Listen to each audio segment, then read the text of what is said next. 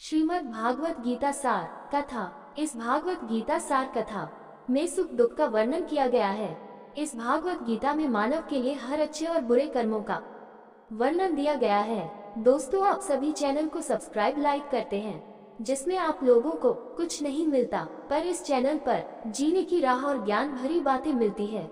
तो आपसे निवेदन है कि हमारे चैनल को आप सब सपोर्ट करें और हौसला दें कि हम आप लोगों के लिए अच्छा ज्ञान, अच्छी बातें और अच्छे राह पर चलने के लिए अच्छा ज्ञान आप सबके लिए पहुंचाता रहूं। नमस्कार मित्रों, आप सबका हमारे चैनल पर स्वागत है। दोस्तों, इस चैनल पर सारे वेदों का ज्ञान मिलेगा।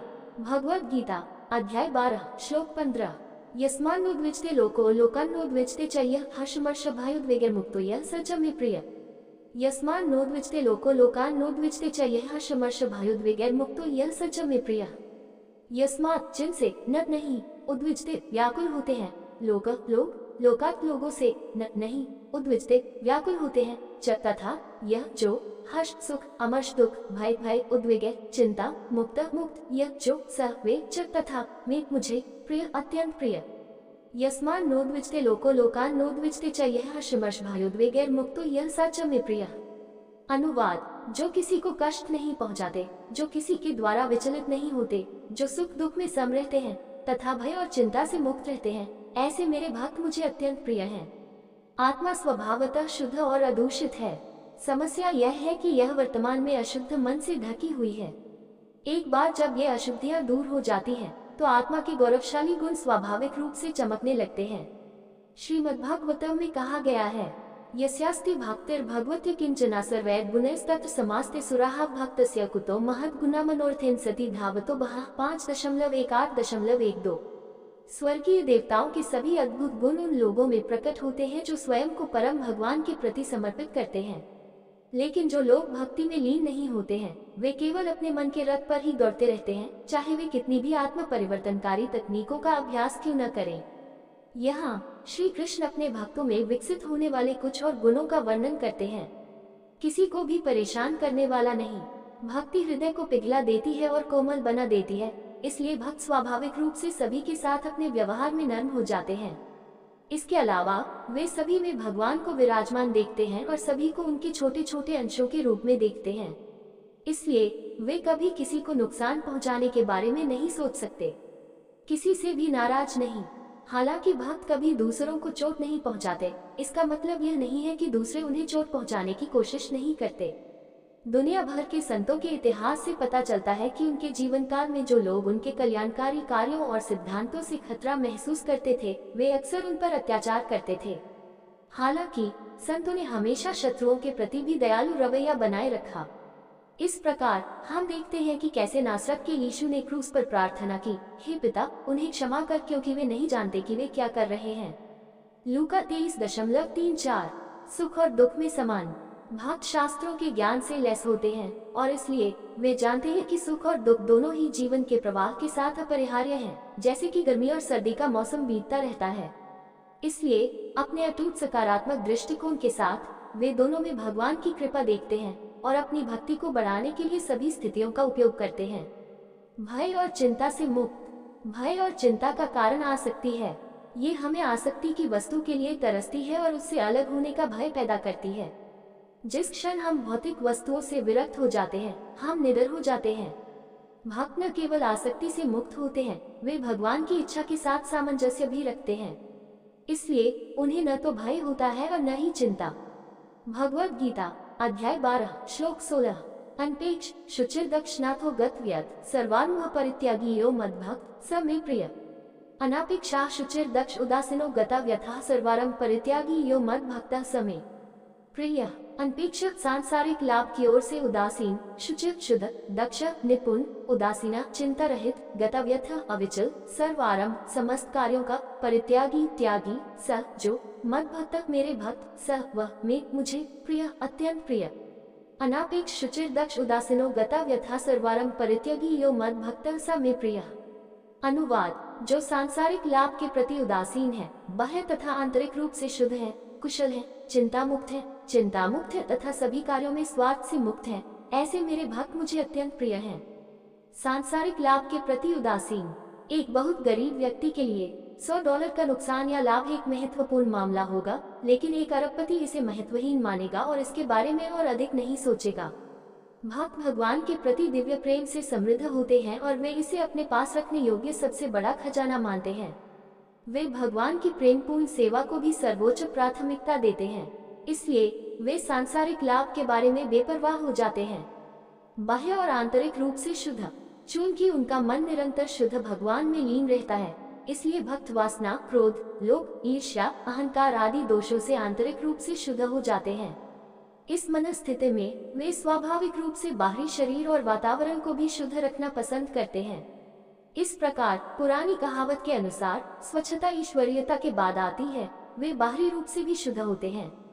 कुशल भक्त अपने सभी कार्यों को भगवान की सेवा करने के अवसर के रूप में देखते हैं, इसलिए वे अपने कामों को बहुत सावधानी और ध्यान से करते हैं। ये स्वाभाविक रूप से उन्हें कुशल बनाता है।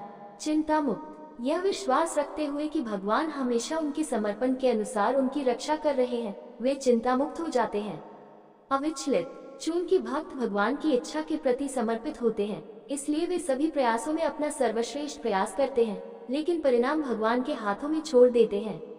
इस प्रकार परिणाम चाहे जो भी हो, वे अविचलित रहते हैं, अपनी इच्छा को ईश्वरीय इच्छा के अधीन कर देते हैं।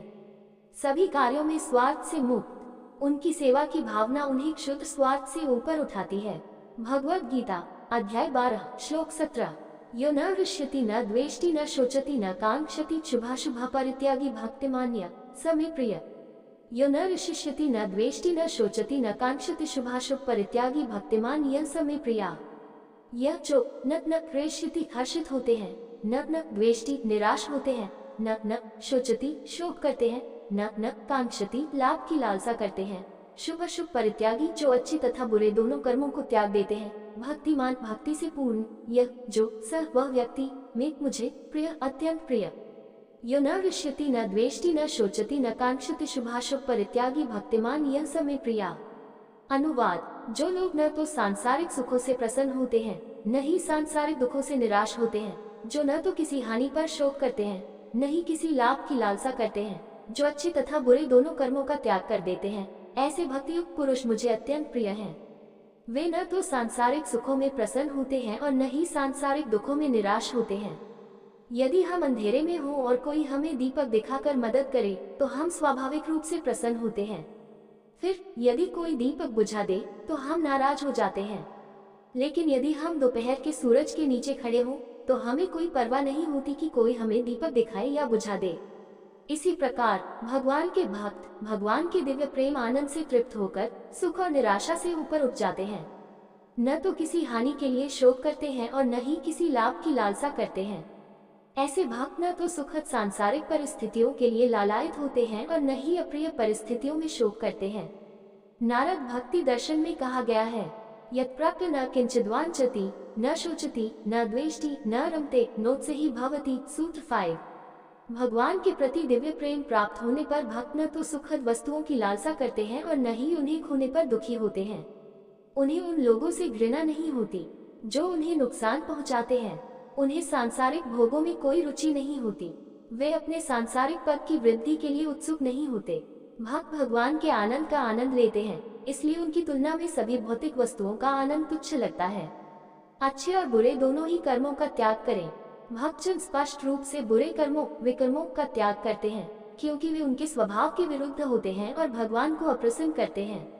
श्री कृष्ण जिन अच्छे कर्मों का उल्लेख करते हैं, वे शास्त्रों में वर्णित कर्म कांड हैं। भक्तों द्वारा किए गए सभी कर्म अकर्म बन जाते हैं, क्योंकि वे किसी स्वार्थी उद्देश्य से नहीं किए जाते हैं और भगवान को समर्पित होते हैं। अकर्म की अवधारणा को श्लोक 4.17 से 4.20 में बहुत विस्तार से समझाया गया है।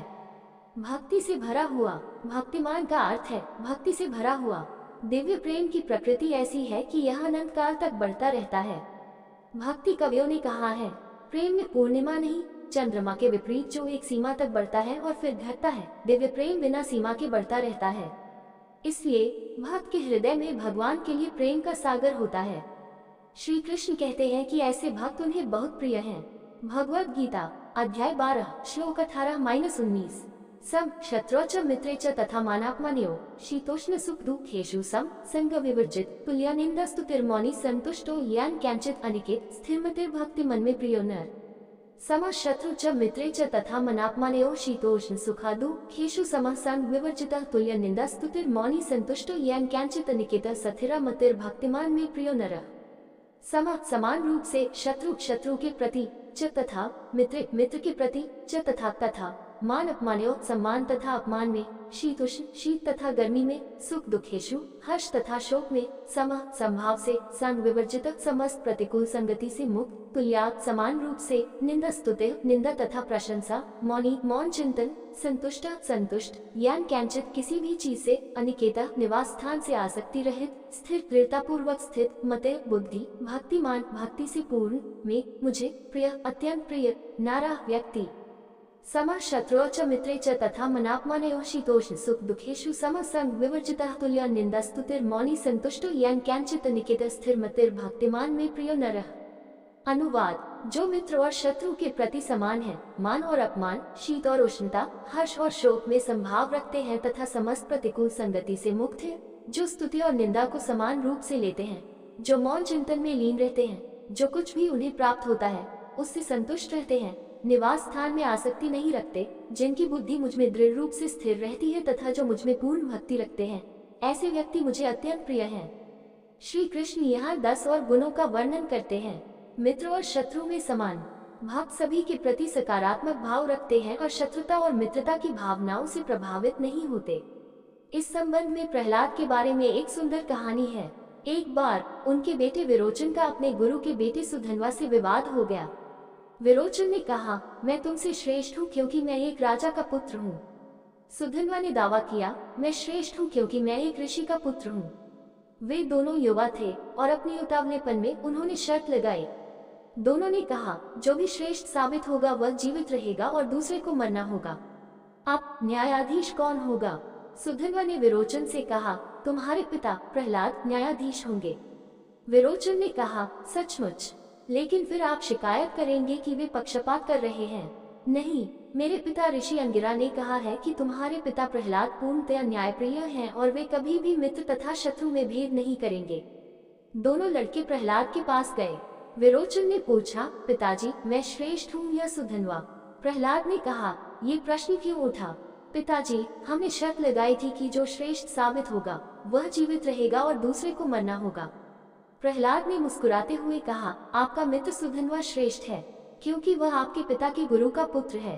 प्रहलाद ने अपने सेवकों को आदेश दिया, मेरे बेटे को फांसी पर चढ़ा दो।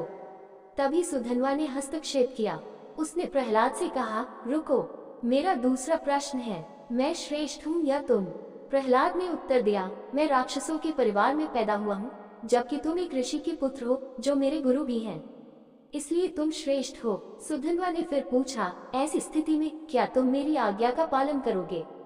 हाँ अवश्य, प्रहलाद ने उत्तर दिया। ठीक है, तो विरोचन को छोड़ दो, सुधन्वा ने कहा। प्रहलाद ने अपने सेवकों को आदेश दिया, उसे छोड़ दो, उसी तरह जैसे उसने कहा था, उसे फांसी पर चढ़ा दो। देवताओं ने उसके दरबार में फूल बरसाए और प्रहलाद के न्याय के गुण की प्रशंसा की।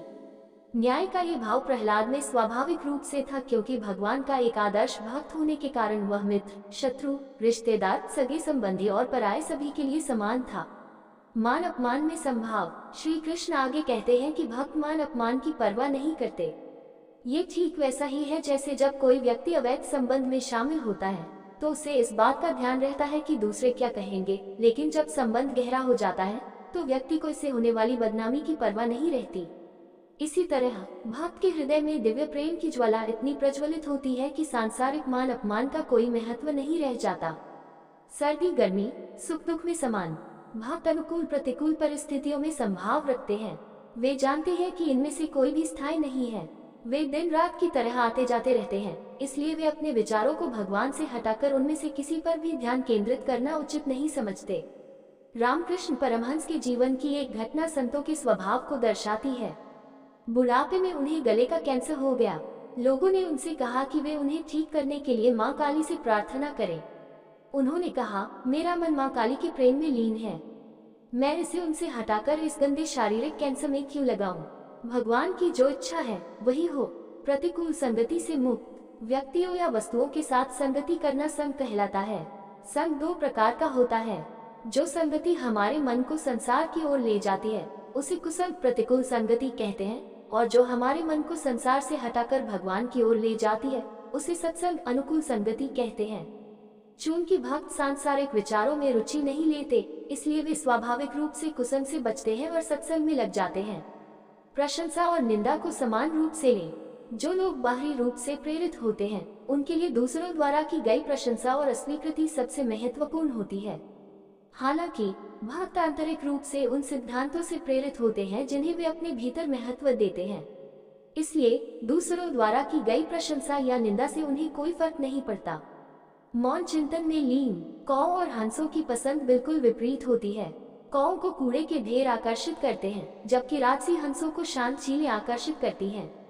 इसी तरह सांसारिक लोगों के मन को भौतिक विषयों पर बातचीत करने में बहुत मजा आता है, लेकिन संत भक्तों के पास शुद्ध मन होता है, इसलिए उन्हें सांसारिक बातें कूड़े के ढेर की तरह आकर्षक लगती हैं।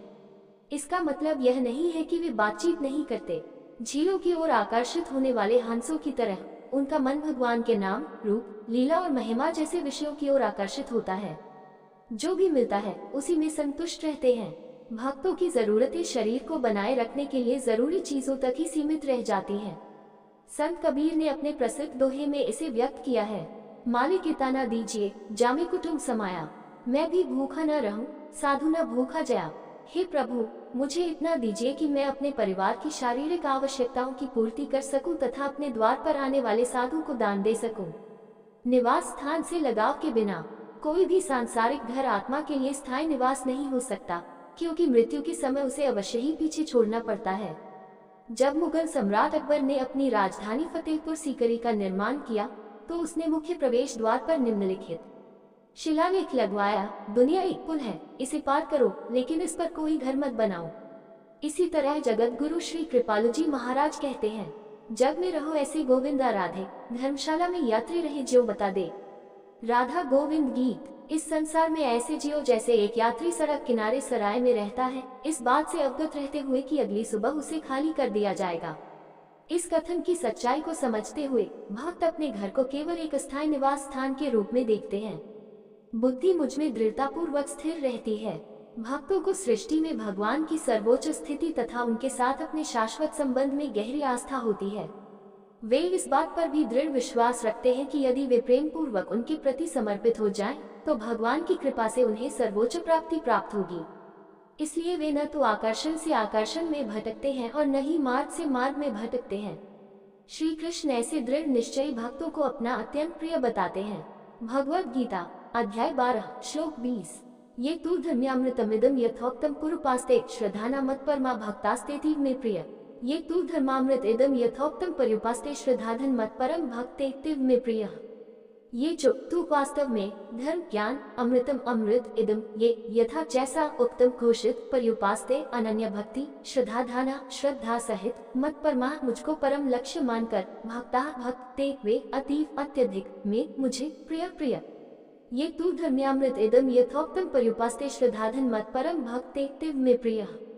अनुवाद। जो लोग यहाँ वर्णित ज्ञान अमृत का आदर करते हैं, मुझ में श्रद्धा रखते हैं तथा मुझे ही अपना परम लक्ष्य मानकर मुझ पर समर्पित रहते हैं, वे मुझे अत्यंत प्रिय हैं। श्री कृष्ण ने अर्जुन के प्रश्न का उत्तर देते हुए इस अध्याय का समापन किया है। अध्याय के आरंभ में अर्जुन ने उनसे पूछा था कि वे किसे श्रेष्ठ मानते हैं, वे जो भक्ति योग के माध्यम से उनके साकार रूप की भक्ति करते हैं या वे जो ज्ञान योग के माध्यम से निराकार ब्रह्म की आराधना करते हैं। श्री कृष्ण ने दूसरे श्लोक में उत्तर दिया कि वे उन लोगों को सर्वोच्च योगी मानते हैं जो उनके साकार रूप की भक्ति में दृढ़ता पूर्वक लगे रहते हैं। इसके बाद उन्होंने भक्ति के विषय पर आगे बढ़ते हुए पहले भक्ति करने के साधन और फिर अपने भक्तों के गुणों के बारे में बताया। अब वे इस बात की पुष्टि के साथ समाप्त करते हैं कि आध्यात्मिकता का सर्वोच्च मार्ग भक्ति है।